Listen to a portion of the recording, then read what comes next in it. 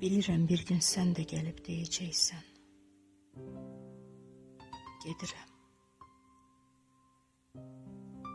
Getmə. Diyeceğim astaca. Soruşacaksan ne? Hiç. Gittiğin yerde darıxma deyirəm. Ah belə. Calanacaq gün günə. Ay aya. İl ilə. Bir gün mənə baş çəkməyə gələcəksən yanında.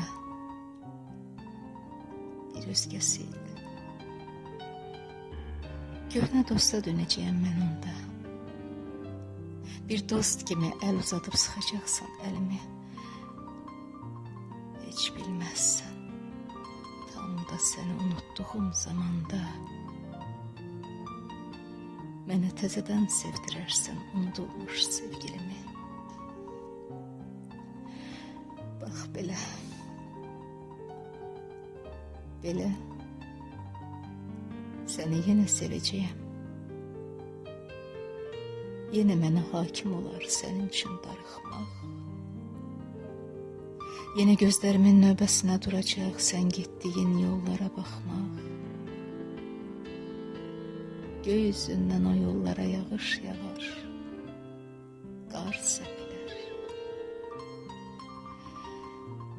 Demə yeni sevgililər gələndə köhnə dosta çevrilirmiş bütün köhnə sevgililər.